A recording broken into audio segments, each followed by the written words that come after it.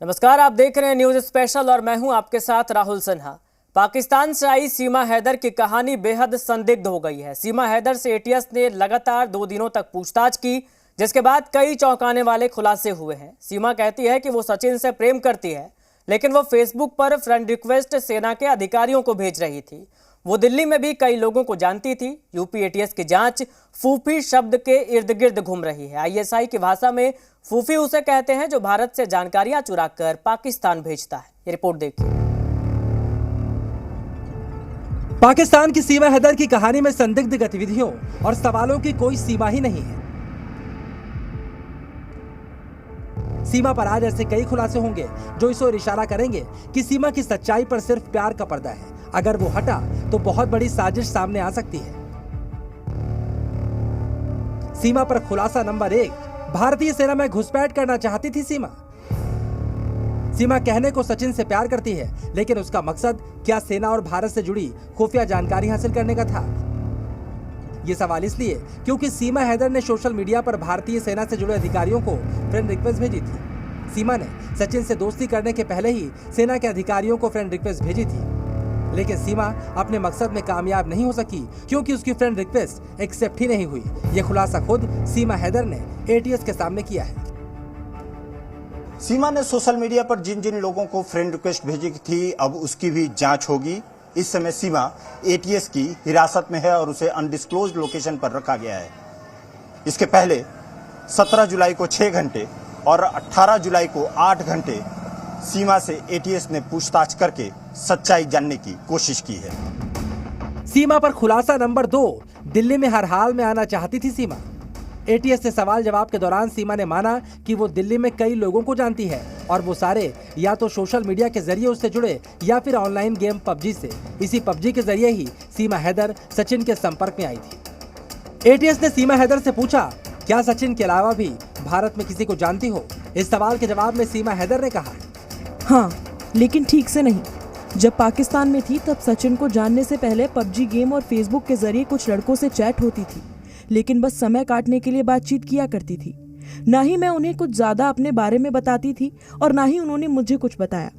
हाँ, सभी दिल्ली के ही रहने वाले थे।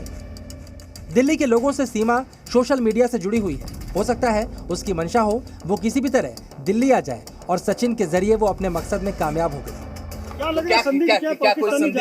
पाकिस्तानी जासूस से संदिग्ध क्या लग रहा है? नहीं, अभी इतनी जल्दी ये मामला 2 राष्ट्रों के बीच जुड़ा हुआ है। इसमें जब तक पर्याप्त साक्ष्य नहीं मिल जाते कुछ भी कहना उचित नहीं। सीमा पर खुलासा नंबर 3, आईएसआई की फूफी है सीमा।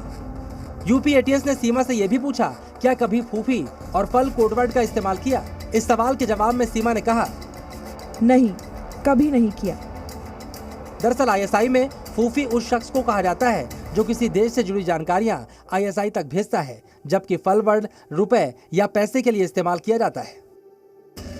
लेकिन एटीएस के साथ साथ देश की खुफिया एजेंसी को सीमा की किसी भी दलील और जवाब पर यकीन नहीं, और यकीन नहीं होने के पीछे कई पुख्ता प्रमाण हैं। उन्हीं में से एक प्रमाण है सीमा हैदर के संदिग्ध पाकिस्तानी रिश्तेदार। सीमा पर खुलासा नंबर 4, पाकिस्तानी सेना में भाई और चाचा। सीमा के भाई और चाचा दोनों पाकिस्तानी सेना में हैं। सीमा के भाई का नाम आसिफ है और उसका चाचा गुलाम अकबर भी पाकिस्तानी सेना में सर्विस करता है। ये सीमा के भाई आसिफ की तस्वीर है जो पाकिस्तानी सेना की वर्दी में नजर आ रहा है। इस पर भी एटीएस ने सीमा हैदर से सवाल पूछा, लेकिन सीमा ने बड़ी होशियारी से जवाब को घुमा दिया। सूत्रों के मुताबिक एटीएस ने सीमा हैदर से पूछा, क्या तुम्हारे भाई और चाचा जो पाकिस्तानी आर्मी में हैं, उन्होंने तुम्हें यहाँ भेजा है या फिर आईएसआई ने भारत में जाने को कहा है? इस सवाल के जवाब में सीमा ने कहा, मैं अपने भाई और चाचा से सालों से नहीं मिली हूँ और ये आईएसआई क्या होता है ये मुझे पिछले कुछ दिनों में भारत आने पर पता चला, जब टीवी चैनल में मुझे आईएसआई का एजेंट बताया गया। मैं सिर्फ सचिन के लिए ही नेपाल के रास्ते से भारत आई हूँ। सीमा हैदर ने जी न्यूज पर अपने भाई के बारे में क्या कुछ कहा, वो सुनिए। पहली बात तो मेरे भाई से मेरा कोई वास्ता नहीं है, कोई ताल्लुक नहीं है। और रही बात जो कह रहे हैं जासूसी की, तो वो क्लियर हो जाएगा। मुझे भरोसा है यहाँ की सरकार पे, वो सच सामने ला के दिखाएंगे। मेरा मकसद मेरा प्यार था, इसके अलावा कुछ भी नहीं था। अगर मैं जासूस होती तो मैं पहले चली आती, जब मैं अकेली आई थी। अपनी छोटी बेटियों को ना ले आती, अपने बेटे को ना ले आती। सीमा पर खुलासा नंबर 5, मोबाइल में दफन खुफिया राज। सीमा हैदर के पास से नोएडा पुलिस ने 4 मोबाइल फोन बरामद किए जो कि चालू हालत में थे, जबकि उसके पास एक टूटा हुआ मोबाइल फोन भी मिला है। उसी टूटे हुए मोबाइल में सीमा के आईएसआई जासूस होने के पुख्ता प्रमाण होने की आशंका है। मतलब सीमा के पास कुल 5 मोबाइल फोन थे। सीमा हैदर के एक मोबाइल फोन की कीमत 70,000 पाकिस्तानी रुपए थी। उसके पास 5 सिम कार्ड भी थे। पाकिस्तानी मोबाइल फोन तोड़ने से पहले सीमा ने उसका डेटा डिलीट किया था, यहाँ तक कि उसमें लगे सिम कार्ड को भी तोड़ दिया था।